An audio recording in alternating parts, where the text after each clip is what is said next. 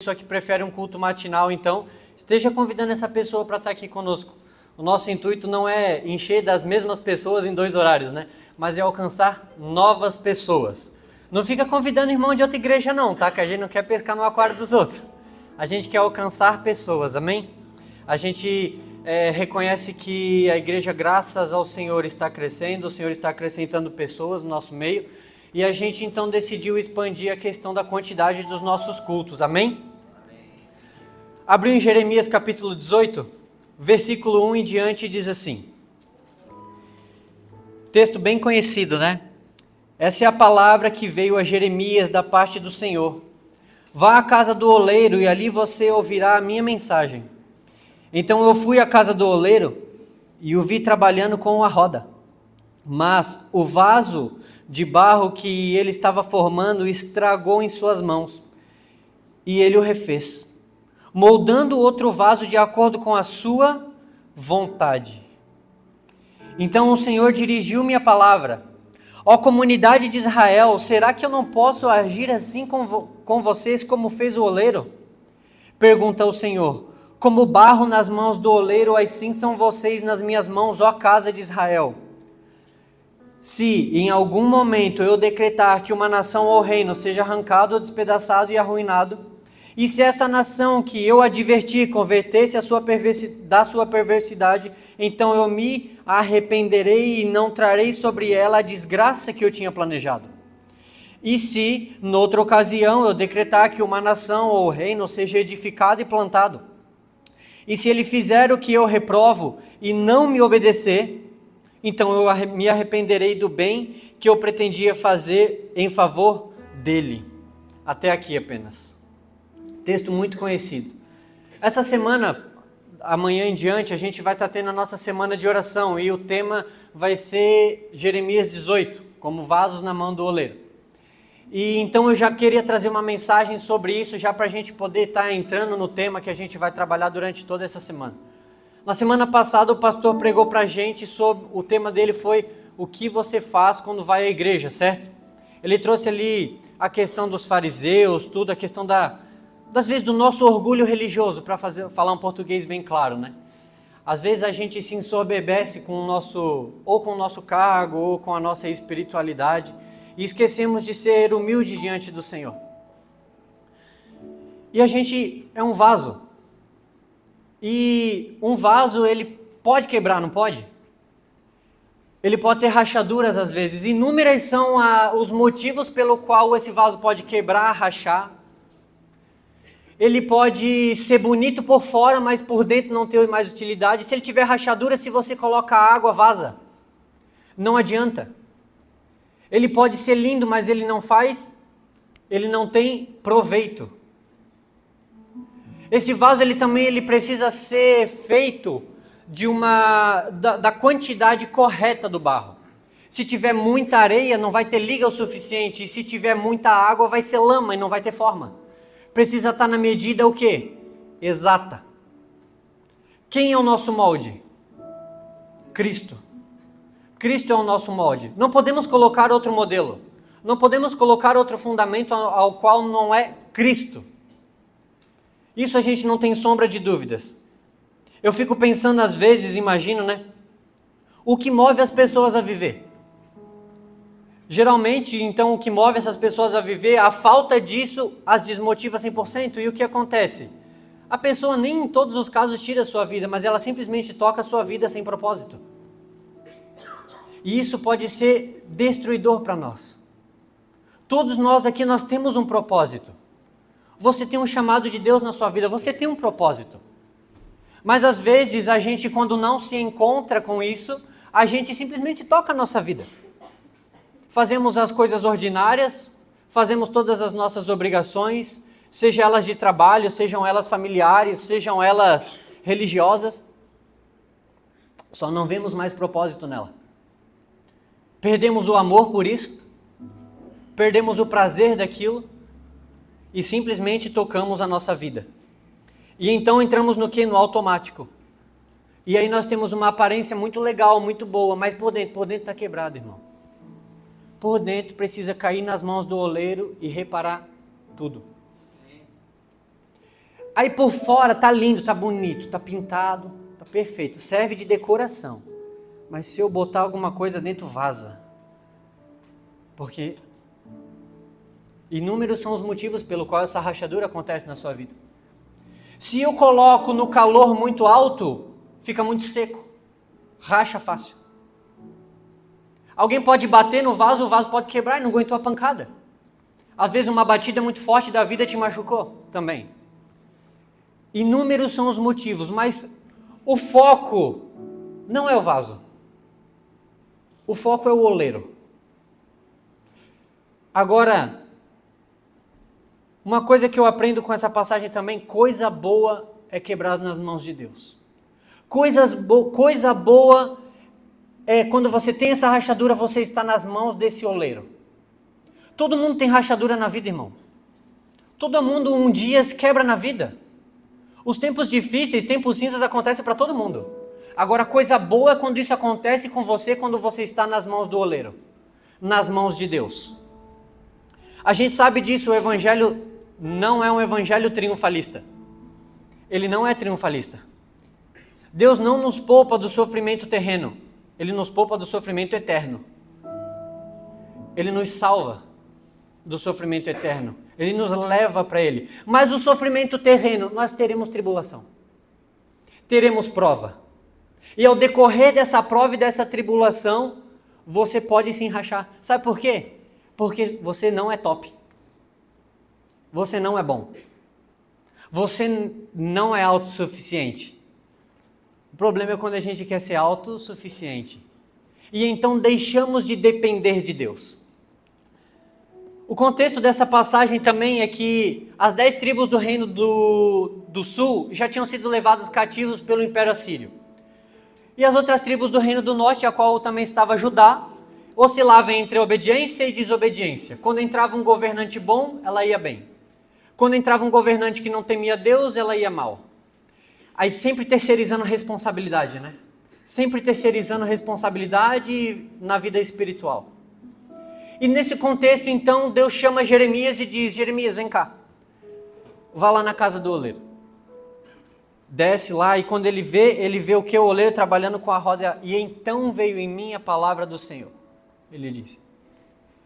E qual é a pergunta de Deus nessa passagem? Acaso eu não poderei fazer igual com vocês, ó casa de Israel? Qual foi um dos problemas também do povo de Israel decorrer da história? Achava que por ele ser o povo de Deus não ia dar problema com eles. Achava que, cara, a gente é eleito. A gente é bom. Deus nos escolheu. Não vai dar problema para nós. A gente não precisa nem obedecer. A gente não precisa respeitar as direções dele. Você se lembra de Acã? No livro de Josué? Deus deu uma ordem. Primeiro ele decretou uma bênção e disse: eu vou entregar a terra na mão de vocês.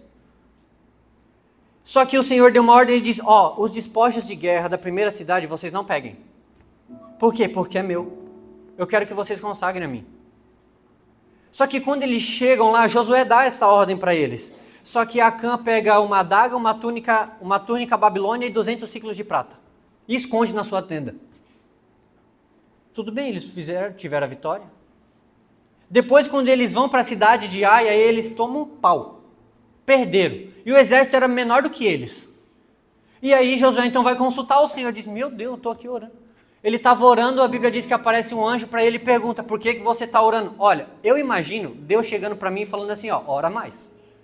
Ora bastante, meu filho. Agora, um anjo chegando para mim e perguntando: por que você está orando?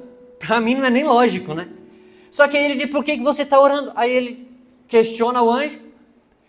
E aí a direção é qual? Existe pecado no vosso meio. Corrige isso. Qual foi o pecado? O homem pegou o que não era para pegar. Ah não, mas Deus não decretou a bênção. Mas a gente tem que andar debaixo da obediência. Ah não, mas Edu, eu sou eleito.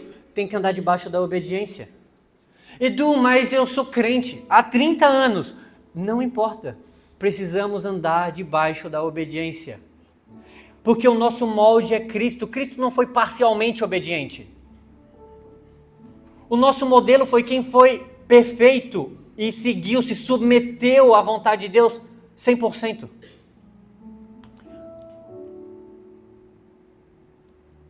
Todos nós temos um propósito. O nosso propósito, a gente sabe, olhando para as Escrituras, temos um propósito geral, glorificar a Deus na nossa vida. Nós nascemos para glorificar a Deus. Agora, aonde será, qual forma vai ser, se idade, se aquilo, o Senhor vai te guiando dentro disso, certo? Só que nós nascemos para glorificar a Deus. Às vezes eu, conversando com os meninos para ficar mais fácil para eles entenderem, a gente sempre fala aquele versículo muito famoso, né? Vós sois a luz do mundo. Aí eu digo, cara, para mim todo mundo é uma lâmpada. Mas nem todo mundo tem a luz de Cristo. Mas uma lâmpada é. Não adianta ser lâmpada. Você tem que ter a luz de Cristo. Não adianta ter a estrutura se não tem Cristo. Nós somos a imagem e semelhança de Deus, correto? Nós somos formados por isso, não fomos?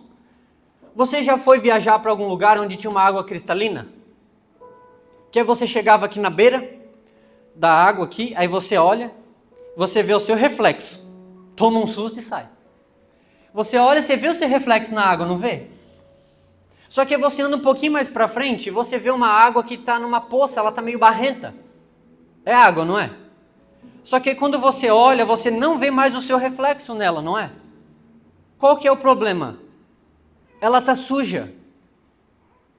Mas ela é uma água, não é? O propósito, ela precisa refletir, só que ela está suja.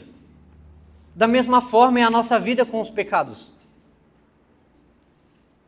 Quando nós estamos cheios do pecado, nós não refletimos mais a imagem de Deus. As pessoas olham para nós, veem a nossa vida, não vê Deus nela, não reflete Deus. Tá, mas é água. Tá, mas é um vaso. Só não está prestando. Só não reflete mais Deus. Só que quando Cristo vem na nossa vida, purifica-nos 100%, nós voltamos ao que? A refletir a imagem de Deus. Não aceite sujeiras na sua vida. Não aceite rachaduras no seu vaso. A gente não tropeça em galho de árvore, irmão. A gente tropeça no toquinho. No toquinho que a gente não vê. Do galho a gente desvia. Sabe, dos escândalos grandes a gente desvia. A gente tropeça no toquinho, na coisinha pequena. Começa na rachadurazinha. Nunca vai começar num treco grande. Começa nas coisas pequenas. Nesse momento, então, Deus chama Jeremias para ir, então, à casa do oleiro ver a mensagem. E qual é a pergunta? Não poderei eu fazer o mesmo com vocês, ó casa de Israel? Como eu disse, o vaso é frágil. O vaso corre riscos de quebrar, de trincar, de alguém bater forte nele e ele não suportar. Isso pode acontecer com você também, sabia? Só que nós achamos que vamos suportar tudo. Às vezes não vamos, irmãos. E a gente faz o que nesse momento? A gente só se rende a Cristo. A gente dobra os nossos joelhos e diz, Senhor, eu preciso de Ti, eu não aguento mais, eu não estou conseguindo. Eu não vejo saída na minha vida. Tudo que eu estou tentando, eu estou batendo na parede. Só está explodindo bomba na minha cabeça, no meu pé. Só está dando problema, eu preciso de Você. Senhor, eu por dentro, eu estou tão angustiado. Eu não estou com a paz que excede todo o entendimento. Não, eu estou angustiado, eu estou agoniado, eu estou preocupado. E você faz o que nesse momento? Você só se dobra aos pés da cruz, irmão. Joga todas as suas preocupações aos pés da cruz. E deixa o oleiro tocar em você. E deixa o oleiro moldar você. E quando o oleiro toca em nós, ele não toca só no exterior. Ele toca no nosso caráter. Ele toca no nosso íntimo. Ele toca no mais profundo da sua vida. Ele vai tocar também no seu modo de pensar, no seu jeito de ver a vida. Ele toca nos seus princípios. Tem um pastor que eu acompanho, provavelmente vocês também, pastor Luciano Subirá. Ele diz, eu não acredito em mudança de hábito sem mudança de princípio. Porque o hábito tu consegue mudar por um certo tempo, depois vira mera religião e você não aguenta mais fazer. Fica chato. Só que quando você muda aqui, o princípio, é automático o hábito mudar. Por quê? Porque é uma consequência. Por isso que você tem que nascer de novo. Os hábitos religiosos não vão salvar. Tem que nascer de novo. Tem que nascer de novo. Um dia Nicodemos estava conversando com Jesus, a Bíblia diz que ele foi vários dias lá. Mas um dia ele chega e Jesus dá um checkmate nele, ele diz: Nicodemo, cara, não dá mais, cara. Você tem que nascer de novo. Aí bota um parafuso, né? Falta um parafuso na cabeça de Nicodemos. Meu Deus, como assim? Nascer de novo? Acaso vou eu de novo voltar ao ventre da minha mãe? E ele diz: não, cabeção. É da água e do Espírito. Você precisa nascer de novo. É daqui para frente. É algo totalmente novo. Jesus não remenda a nossa vida, sabia? O que ele fez com o barro? Quer dizer, com o vaso. Ele não foi lá, pegou um cuspizinho e botou ali na argilazinha. Não. Ele refez. Ele fez, não. Por isso que nós não somos uma criatura 2.0. Nós somos uma nova criatura. Com novos princípios. Sabe? Com um novo coração. E nós temos um manual agora. Isso vai nos guiar a novos hábitos. Como que eu vou saber, Edu, como que eu vou me tornar, então, esse vaso? Você só vai descobrir isso tendo relacionamento com Deus e lendo a Bíblia. Não adianta. Nós precisamos nos aprofundar nas Escrituras, irmãos. A gente está numa era digital, certo? E eu não acredito que o problema seja o digital, não acho que o problema é a internet. Pelo contrário, eu acho que é um meio de evangelismo absurdo que a gente deve usar. A nossa rede social da igreja, a gente não investe em tráfego pago, assim tudo, a gente faz tudo que a gente chama de orgânico. Nós alcançamos no mês passado 38 mil pessoas. A gente não ia conseguir botar 38 mil pessoas aqui. Se fizesse, a gente ia ter que fazer culto atrás de culto atrás de culto. Eu acredito que o digital é um meio muito bom para a gente propagar o evangelho, mas também a gente precisa filtrar, porque a gente consome muita coisa errada. Porque qualquer um vai lá, abre um canal e começa a falar acerca de Deus, mas nem tudo é bíblico. E como que nós vamos saber o que é de Deus e o que não é, se nós não lemos as Escrituras? Gente, pode perguntar, acho que para qualquer pastor aqui. O culto mais difícil de ter gente é qual? E culto de ensino. Culto de oração e escola bíblica, irmão. Ou coisa difícil. A gente precisa filtrar, irmão. A gente precisa ouvir a palavra de Deus. Não é a palavra de uma outra pessoa qualquer. Não, é a de Deus. Claro que Deus usa as pessoas. Mas nem todo mundo que está falando é a palavra de Deus. A palavra que não volta vazia não é a palavra do pregador, é a palavra de Deus. Por isso que a de Deus deve ser pregada. É ela quem age no seu interior. É ela quem resgata as pessoas. Ela quem transforma as pessoas. Por isso que nós precisamos ter cuidado também. E precisamos nos aprofundar. Todos somos moldados. Eu ou você, nós somos moldados. O crente, o descrente, a gente é moldado pelo quê? Pelo nosso ciclo social, amigos, ambiente de trabalho. Você é moldado também pela sua família. No fim, seremos moldados por algo. Por que não, então, nos permitir ser moldados por Deus? Seremos moldados pelo nosso ciclo social, pelo seu meio familiar. Ele vai te influenciar a algo. Ah, não, Edu, eu não sou. Eu tenho personalidade. Irmão, você é afetado. Não tem como. Seu ambiente familiar te afeta. Seu ambiente de trabalho afeta. Tem gente que larga Deus por causa do ambiente de trabalho. E tem gente que se aproxima de Deus por causa também do ambiente de trabalho. Nós seremos moldados por algo. Por que não nos permitir então ser moldados por Deus? É porque esse processo nos dói, nos machuca. Tem um pastor, ele era aqui de Navegantes, se mudou agora. Ele dizia que, para modo de falar, né? Jesus tinha duas pregações, a da praça e a do púlpito. Ele dizia, para mim a pregação da praça é: vinde a mim todos que estão cansados e sobrecarregados. Ó, mensagem linda, top. Aí quando chegava aqui, ele dizia assim, mensagem do púlpito: negue-se a si mesmo, toma tua cruz e me segue. Aí dá-lhe cruz neles. É porque essa mensagem, essa parte nos dói. Essa parte do processo, negar-se a si mesmo nos dói, não dói? Nos machuca, não machuca? Só que é ela que nos transforma. A gente sabe disso, eu falei antes da questão digital da nossa geração. Você também é afetado por isso, quer você a idade que você tenha ou não. Se você é mais novo ou mais velho, você também é afetado pelo meio digital. E hoje tudo é rápido, irmão. Ninguém quer viver processo nenhum. Processo de transformação, nem se fale. Deus me livre viver uma transformação. Negar a si mesmo, tá amarrado. Ninguém quer. Como assim negar a si mesmo? Chega na escola falando um negócio desse, quem é adolescente aqui? Vão te chamar de cabeção. Vão falar que você está... Carochinha não fala mais, né, hoje em dia, né? Estou fora da escola, irmão. Vão falar que você está inventando coisa. Sabe? Vão dizer que a igreja está alienando você. Não, é porque você foi transformado pelo Evangelho. Então se posicione no ambiente que você está. Mas a gente tem, às vezes, o quê? Preguiça e vergonha. De verdade, vamos dizer a verdade? A gente não ora por preguiça. Por preguiça.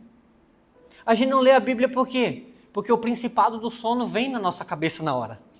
Porque a gente abre as escrituras, a gente lê tudo. Legenda de Instagram a gente lê. Lê até e-mail. Hoje. Até e-mail. Eu sei que você lê e-mail, né? Hoje em dia ninguém usa e-mail, irmão. A gente usa tudo no WhatsApp. Até e-mail a gente lê. A gente tem paciência para ver o jornal. A gente tem paciência para tudo. A gente tem paciência para sentar e falar mal do outro. Isso a gente tem, não tem? A gente tem... se tu riu é porque tu faz. Misericórdia. A gente tem paciência para isso tudo. A gente às vezes não tem paciência para quê? Para sentar e ficar com Deus. Só que vamos fazer uma conta rápida agora? Você realmente quer passar a eternidade com uma pessoa que você não aguenta ficar meia hora com ela na terra? Não faz sentido essa conta, né? Como que nós queremos passar a eternidade com Deus e não aguentamos ficar uma hora com Ele aqui na terra? É chato. É tedioso. Não faz sentido se a gente fechar a conta. Ela não vai bater. Nesse momento, então, a gente precisa parar e pensar, será que eu estou buscando de fato? Será que eu não entrei no automático? Se a gente não tomar cuidado, irmãos, a gente vira um fariseu do dia para a noite. A gente precisa tomar cuidado. Sabe, os fariseus eles não começaram como algo ruim. Eles começaram com uma intenção boa. Quando o povo de Deus foi liberto ali da Babilônia, eles não tinham mais. O templo tinha sido destruído. Todos os objetos da dinastia de Davi tinham se perdido. Nós já não falavam mais hebraico, falavam grego. Já tinham perdido a sua cultura toda. Quem que foi lá, pegou o resto dos escritos que tinha, começou a transcrever de novo e começou a ensinar o povo? Foram os escribas que fizeram isso. Os fariseus começaram a ensinar o povo. Qual foi o problema? Se perderam no meio do caminho. Começaram a cobrar dos outros e não viviam mais. Ajude sim a cobrar dos outros, mas busque viver. A gente olha facilmente o defeito do vaso dos outros, só não olha o nosso. Vamos dizer a verdade? Só não olhamos o nosso. Cobramos do próximo, somos radicais com os outros e tolerantes com nós mesmos. Então eu posso começar muito bem e acabar muito mal. Mas você pode ter vindo de uma família que não servia a Cristo. E para você começou mal, mas você pode acabar muito bem com Cristo. Você pode vir de uma família totalmente disfuncional, de um ambiente que não te influenciava isso. Só que quando Cristo chega na sua vida, meu amigo, você é uma nova criatura. Quando Cristo chega na sua vida é algo novo, é totalmente transformado. E você pode sim viver as maravilhas de Deus na sua vida. Você pode sim ser um vaso usado para fins honrosos, a Bíblia diz. Você não serve simplesmente para pegar e ser lançado ao fogo. Você pode ser então usado por Deus. Amém? Augusto Nicodemos, ele diz uma frase, ele diz bem assim: orar é para os fracos, e é por isso que eu oro. Orar é para fraco. O problema é quando a gente se acha forte. Jesus disse: eu não vim chamar aqueles que se acham sãos, mas aqueles que sabem que são doentes. Aqueles que sabem que precisam de remédio, então. O problema não é aquele problema, é achar que não tem. Todos nós precisamos de Cristo, mas tem gente que negligencia. Eu sou tão bom. Eu sou espiritual. Eu oro 3 horas por dia. Eu oro 4 horas por dia. no outro dia você ainda vai precisar de Jesus, sabia? No outro dia eu vou precisar de Jesus, sabia? E eu e você, nós sabemos disso, que se Deus largar a mão da gente, a gente se perde. Você e Deus sabem disso também. De que se Deus não te segurar, eu não dou uma semana, tu se perde, se arrebenta. Tem uma cena daquela série The Chosen, que eu gosto muito dessa cena. Que é daquele episódio que João, ele anda sobre as águas, e aí ele se afunda, né? E aí ele afunda, e na série, quando ele afunda, Jesus vai... O que eu falei? Meu, tá amarrado, né? Ainda bem que vocês estão lendo e assistindo, né? Pedro afunda e Jesus pega ele abraça Jesus e ele diz assim, ó, por favor, não me larga, não me solta, por favor, não me solta. Ele fica desesperado por aquilo. E eu comecei a imaginar se eu naquele lugar, sabe? Porque se Jesus soltar a mão de mim, cara, eu me perco. Se Jesus tirar a mão de você, você se perde. Não tem coisa boa em nós. Não tem. A gente tem uma natureza pecaminosa horrível. E essa é a luta do crente, né? Paulo diz isso, né? O bem que eu quero fazer, eu não faço. E o mal que eu quero, esse eu faço. A gente quer amar a Deus. A gente não quer nem pensar no pecado. Mas às vezes você está fazendo para Deus, a tua cabeça está lá pensando em algo errado. E você pensa, cara, eu sou um homem de Deus, eu não devia pensar essas coisas. Eu sou uma mulher de Deus, eu não devia pensar essas coisas. Jesus, me ajuda. Essa é a luta do crente. É a luta do crente. Você não quer fazer, mas tu faz. Você não quer pecar, você não queria nem pensar no pecado, mas você peca. Porque tem duas naturezas dentro de você. A gente espera que ele volte logo, ou a gente vai embora logo, né? Para ele. Porque a gente não quer mais isso. Então, por favor, se submeta à vontade de Deus e deixe Ele te moldar. Só Cristo vai fazer isso na sua vida. Não existe outro molde. Sabe, o Edu não é molde, o Geliel não é molde, sabe, Paulo não é molde. Ele diz, sejam meus imitadores como eu sou de Cristo. Não só sejam meus imitadores, não acabou na vírgula. É como eu sou de Cristo. Então, às vezes as pessoas, elas olham para nós e dizem, cara, tem alguma coisa diferente em você. Aponte para Cristo. O fim não vai no vaso. Sempre volta para o oleiro. O vaso sozinho não presta. E ele não poderia... A gente tem que tomar cuidado também, porque se ele fosse só areia para fazer o vaso, a matéria-prima, já viu a areia da praia? É fofinha, é legal. Eu gosto, pelo menos, né? Tem gente que tem até nojo de botar os dedos na areia da praia. Só que ela não tem liga. Não adianta.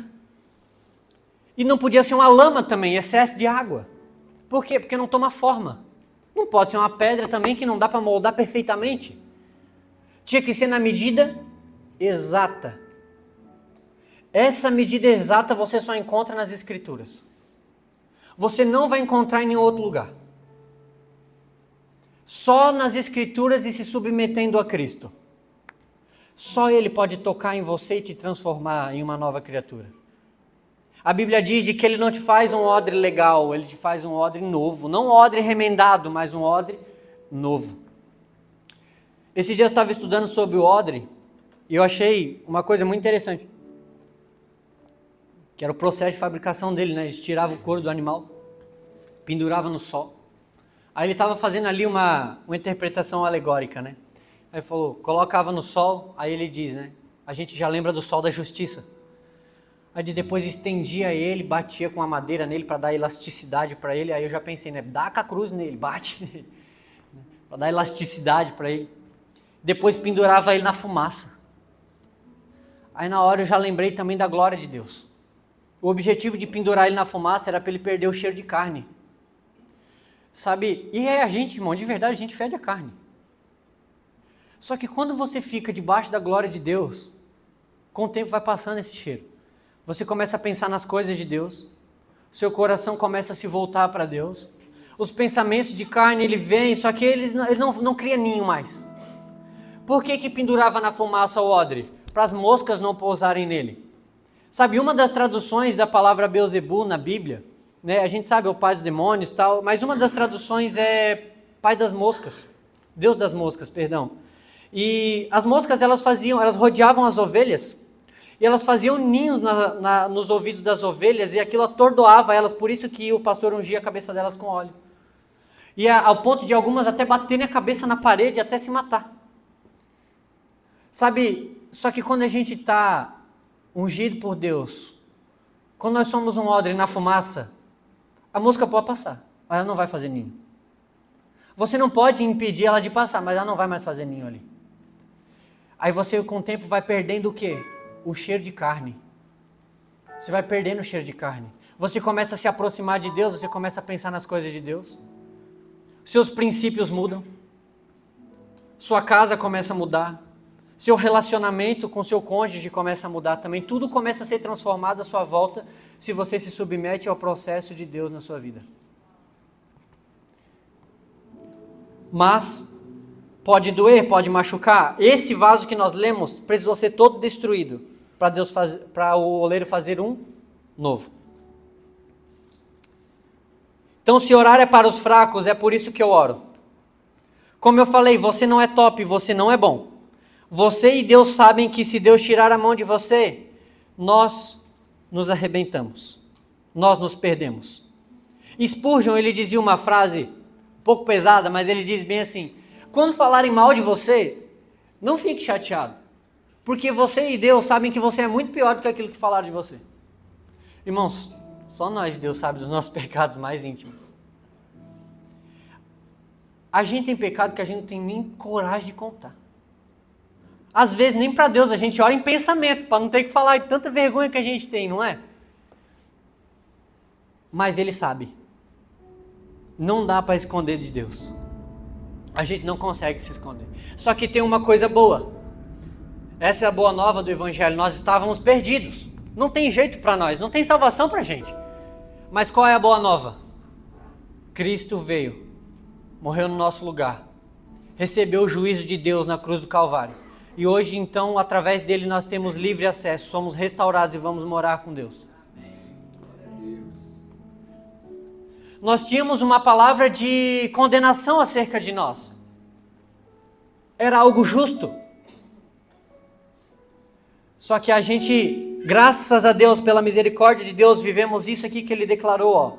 Se noutra ocasião eu decretar a uma nação ou a um reino, que ele seja destruído e arruinado, se ele se arrepender dos seus maus caminhos, eu retiro essa palavra. Você lembra de Jonas, em Nínive? Irmão, Jonas é o pior exemplo de pregação que você vai achar na Bíblia, é Jonas. Sinceramente. Ele chega para pregar, não tem introdução, não tem 3 pontos teológicos de aplicação que a gente consegue fazer. Não tem nada. Hermenêutica, não vai ter esse negócio. O sermão de Jonas, ele chega assim, ó, Deus tem porém contra vocês e vai destruir vocês. Das cotas sai. Só que a história de Jonas eu acho muito legal. Porque Deus chama ele. E primeiro ele era para ir para Nínive, foi para outro lugar. Começou a arrebentar tudo. Deu um temporal danado. Primeiro que a Bíblia diz que quando ele chegou, teve que pagar a tua passagem. Aí já começa por aí, né? Quem paga a conta é nós. Aí dá uma tempestade danada, o barco começa a afundar. Sabe o que eu fico imaginando? Sinceramente, coitado do dono do barco que botou Jonas lá dentro. O que o cara tinha a ver? O problema era com Jonas e o cara pagou o pato ainda. Coitado desse homem. Então toma cuidado também com quem tu bota no teu barco, tá? Às vezes você afunda junto. Aí começa a afundar e Jonas bate no peito lá embaixo e ele diz assim, ó, não, o problema sou eu mesmo. O problema é seu. Deus falou para eu fazer um negócio, eu não fiz. Aí pegaram, joga o cara embora. Arranca o cara daqui. Ele chega para pregar, ele vem e dá a palavra, sai bravo ainda, né? Deus ainda vai lá, coloca um negócio, protege ele do sol. Como Deus é misericordioso com a gente. Só que acontece uma coisa sobrenatural naquela ilha. Até o rei se arrepende. Todo mundo se arrependeu naquela ilha. E o que Deus fez? Voltou e salvou. Tirou a palavra de juízo. Eu entendo que Jonas estava bravo, porque os ninivitas eram inimigos do povo dele, tudo bem, não importa. Às vezes Deus manda a gente pregar para uma pessoa, a gente faz igualzinho, porque a gente não gosta do cara. E a gente faz igualzinho Jonas. Ah, não, isso daí não... Esse não tem jeito, Jesus. Claro que tem. Quem somos nós para dizer quem tem jeito e quem não tem? Por isso que se a gente não tomar cuidado, a gente vira um fariseu do dia para a noite. Por isso que se a gente não se submeter à cruz de Cristo, se a gente não se arrepender dos nossos pecados, se a gente não mantiver a humildade diante de Deus, a gente entra no mesmo bolinho dos fariseus. E isso é o que nós não queremos, amém? E então Deus volta atrás e salva aquele povo. Isso na cabeça de João deve ter sido um parafuso. Ele vai bravo e ele ainda diz, né? Senhor, eu não queria porque eu sei que o Senhor é misericordioso, é Deus misericordioso. Se eu pregasse, eles fossem arrepender, o Senhor ia voltar atrás. Então nós podemos começar muito mal, só que acabar muito bem porque Cristo nos alcançou. O vaso poderia ter diferentes formas também. Quem daria a forma é o oleiro. Só que todos são vasos. Da mesma forma, o molde de Cristo é para todo mundo. Só que nós temos a nossa vida. Isso é uma coisa muito importante. Deus nos chamou para glorificar a Ele na nossa vida. Deus te chamou para glorificar a Deus na sua vida, não na vida dos outros. Na sua vida. Como assim, Edu? Porque a gente entra num nível de comparação absurdo. E a gente lê sobre esses grandes homens de Deus, essas grandes mulheres de Deus, Kathryn Kuhlman, a gente lê sobre Wesley, sobre Zwinglio, a gente lê sobre Spurgeon, e a gente quer ser esses caras. E aí a gente se frustra. Por quê? Porque Deus não te chamou para ser esse cara, Deus te chamou para ser você.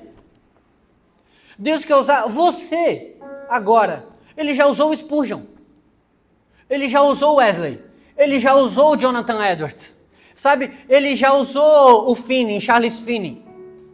Eu leio isso, cara, eu piro a cabeça quando eu leio a história desses caras. Eu gosto demais. Os Heróis da Fé, eu já li umas 4 vezes. Eu acho demais esse livro. As experiências desses caras. Só que eu não sou esses caras. Deus me chamou para eu ser para eu glorificar Ele através da minha vida. Ele me colocou num contexto cultural, Ele me colocou numa família, Ele me colocou num casamento, e dentro disso você vai glorificar a Deus. Por isso que a comparação às vezes arrebenta o crente. Porque aí eu oro não para Deus me usar, eu oro para ser o Spurgeon. E aí o que acontece? Você não vai ser o Spurgeon. O Spurgeon, por mais que seja... Irmão, eu tenho um livro grosso assim do Spurgeon. Li tudo? Não, claro que não. Ainda não. Eu tenho uns negócios, já li bastante, tá? Tem uns 3, 4 livros do Spurgeon lá, tem comentário bíblico de... Qual é o nome daquele cara? Charles alguma coisa, esqueci agora. Ah, não. É do Moody. Li tudo já, mas eu não sou o Moody. Esse é o problema do cristão.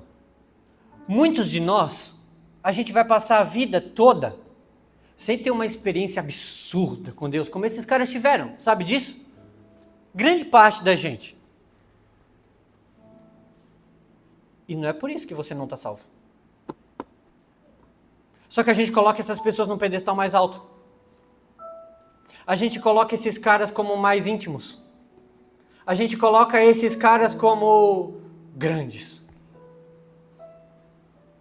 Deus escolheu eles. Então Deus não te chamou. Então você não é um vaso para fins honrosos.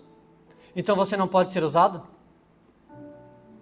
Muitos de nós, eu vou dar um jeito mais fácil da gente entender, talvez você não vai ver o mar se abrir. Talvez você vai nascer e você já vai estar na terra. Qual que é o teu objetivo agora? Não se tornar idólatra como os outros se tornaram quando entraram na terra. É continuar adorando a Deus. Talvez você, sinceramente, eu já tive o prazer de um dia, num evento, eu vi um cadeirante se levantar. Aquele dia para mim foi uma doideira, cara. Eu nunca tinha visto um treco daquele. Eu vi, ninguém me falou, irmão, ninguém me falou. Eu vi, eu estava lá. Eu vi. Crendo você ou não, eu vi um negócio. Mas nem todo mundo vai ver um negócio desse. Talvez você não vá ver umas condornizes na sua vida. E não é por isso que Deus não está contigo. Amém? O modelo é Cristo, mas o vaso pode ter diferentes formas. Desde que ela seja conforme Cristo, amém? Mas Deus tem a vida para você. Então glorifique a Deus na sua vida, na sua empresa, no seu trabalho, sabe? Amando os seus pais, você que é mais novo. Honrando os seus filhos, você que tem filhos. Não se compare. Talvez um dia você vai ler, como diz o pastor Augusto Nicodemos, um dos desafios do cristão é ler e parece que o texto não fala contigo. Você ora, parece que não tem ninguém do outro lado. Você ama a Deus, teme a Deus, obedece a Deus, só estoura a bomba no teu pé. A dificuldade é qual? Continuar crendo, lendo e buscando, dando tudo errado, não sentindo nada, sem sentimento. Sentimento que eu digo é 100% área emocional, né? Mas Deus ainda está contigo. Então Deus te chamou para glorificá-lo na sua vida. Abre comigo ali, 2 Coríntios capítulo 4, versículo 1. Para a gente ir para o final aqui. 2 Coríntios capítulo 4.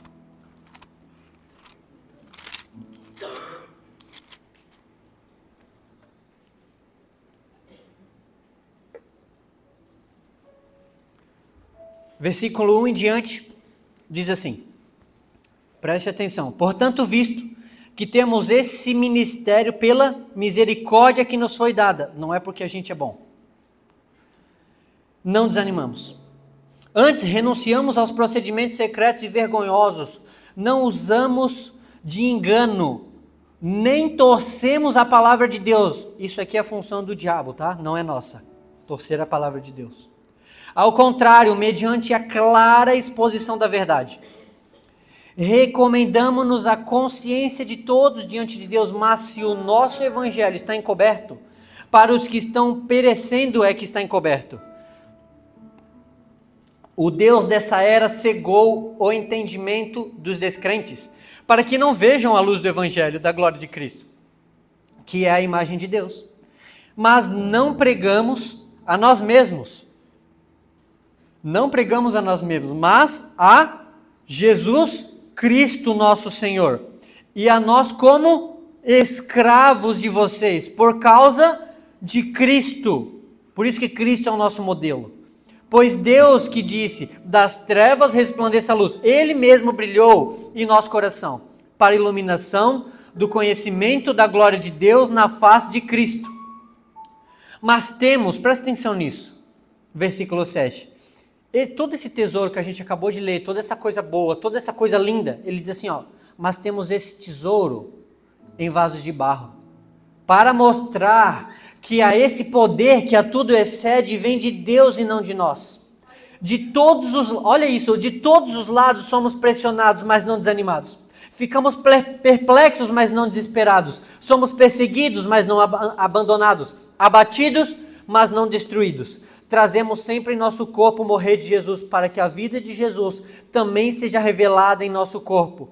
Pois nós, que estamos vivos, somos sempre entregues à morte por amor a Cristo, para que a sua vida também se manifeste em nosso corpo mortal, de modo que em nós atua a morte, mas em vocês atue vida. Pois temos todos esse tesouro, o tesouro da salvação, sabe? Da intimidade com Deus, da restauração com Cristo, de viver a eternidade com Ele. Esse tesouro, essa coisa linda, essa obra maravilhosa, nós temos em vaso de barro. Para mostrar o quê? Que esse poder aqui tudo excede, não vem de nós. É obra de Deus. Porque o vaso é fraco, é frágil. Se não se submeter às mãos do oleiro, quebra, racha. Ele é fraco para mostrar algo. O que é esse algo? Essa obra não é sua, essa obra é de Deus. Jesus não cumpriu seu ministério aqui na terra quando acabou o evangelho de Lucas. É Ele que ainda acrescenta na igreja no livro de Atos. Ele ainda é o edificador da igreja no livro de Atos. Ele ainda continua no seu ministério celestial e eterno. Ele não acabou o seu ministério quando foi elevado aos céus. É Ele quem acrescenta na igreja. É Ele quem transforma a sua vida. É Ele quem cuida da sua casa. É Ele quem cuida de você e do seu coração. É Ele quem edifica a igreja. Ele é a pedra da igreja. Nós não podemos tirar Ele. Não podemos nos esquecer que o molde é Ele. Você é um vaso nas mãos do oleiro. Agora, para você que às vezes está passando por processos difíceis, Coisa boa é esses processos estarem nas mãos de Deus. Edu, eu estou com rachaduras. Deixa ele tocar em você. Edu, eu estou quebrado. É sério, eu estou quebrado. Por dentro eu estou arrebentado. Deixa ele te transformar. Deixa ele te transformar. Ele não quer te reparar só. Não. Ele quer fazer você novo. Edu, eu estou tentando me manter de pé. Eu estou tentando, mas não... Cara, eu não estou conseguindo. Recorre a Cristo. Recorre a Cristo. Nós não temos mais saída. A única é Jesus. A única é Cristo. E Ele é tão misericordioso que Ele vem nos buscar. Você pode pesquisar em outras religiões, é sempre você que tem que fazer algo para se chegar àquele Deus. Você sempre tem que sacrificar um negócio, fazer alguma coisa, fazer uma oferenda, fazer algum treco, para talvez, quem sabe, chamar a atenção desse Deus. Agora, quando chega no Evangelho, Ele fez de tudo. Tudo que precisava. Ele veio até aqui. Ele morreu no seu lugar. Ele recebeu o castigo imerecido. Ele veio e te buscou. A Bíblia diz, não foi eu que escolhi a ele que me escolheu. Quando chega no cristianismo, parece que é diferente, né? Ele fez tudo para nos levar para ele de novo. Por isso que a glória não é de homem nenhum. Por isso que os aplausos não é para pregador nenhum. Por isso que a glória é dele. Porque o oleiro deseja moldar você. Porque assim Ele fez com o povo de Israel e assim Ele deseja fazer conosco. Amém? Então, se submeta ao processo da transformação. Leia muito a sua Bíblia. Leia muito a sua Bíblia. Por quê? Porque nós estamos em tempos que você é enganado facilmente. Facilmente. Leia muito a sua Bíblia. Ore. Ore bastante. E aí então você terá sua mente transformada por Cristo. E aí então você será transformado. E acredito que eu que será usado para fins honrosos, como a Bíblia diz. Amém? Queria que você ficasse de pé comigo agora para a gente orar. O Vitor já pode se posicionar ali também para trazer os avisos depois.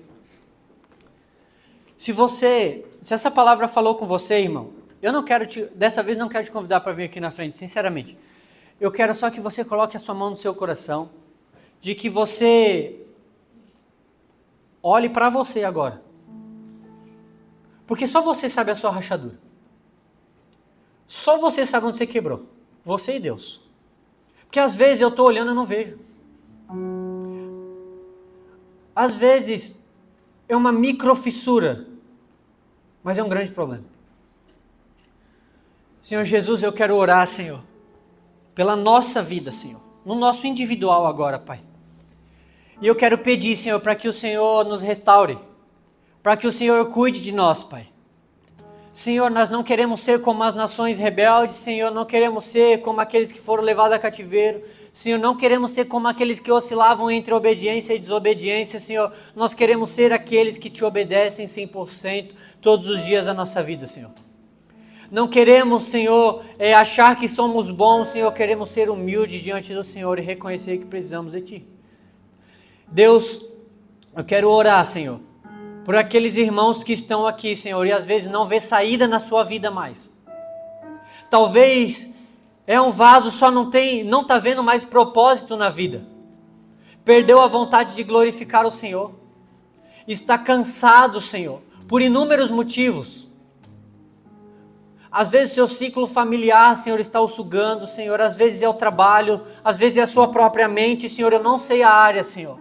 Mas eu creio que o Senhor pode atuar em qualquer área da nossa vida. Sei que o Senhor pode tocar na nossa mente. Sei que o Senhor pode tocar no nosso coração. Sei que o Senhor pode tocar no nosso casamento, Senhor. Sei que o Senhor pode tocar aonde quer que seja. E eu oro, Senhor, para que o Senhor nos toque. Da mesma forma, Senhor, que o Senhor moldou o barro com as suas mãos, a sua relação com nós é de toque, Senhor, é de intimidade, Senhor. Da mesma forma, o Senhor deseja tocar em nós e nos transformar, Pai. É isso que eu te peço, Senhor, para que através das nossas vidas, Senhor, a gente glorifique o Senhor, Deus, e se submeta ao processo de transformação, Pai, em nome de Jesus, Deus. Não nos deixa, Senhor, perecer ao decorrer do caminho. Não deixa, Senhor, a gente se perder, Senhor, com os nossos achismos, Senhor. Com as nossas certezas, Senhor. Não, Senhor. Quando a gente estiver altivo demais, Senhor, nos lembre da cruz, Pai. Quando a gente achar que é bom o suficiente, Senhor, por favor, Senhor, coloca humildade no nosso coração, Senhor.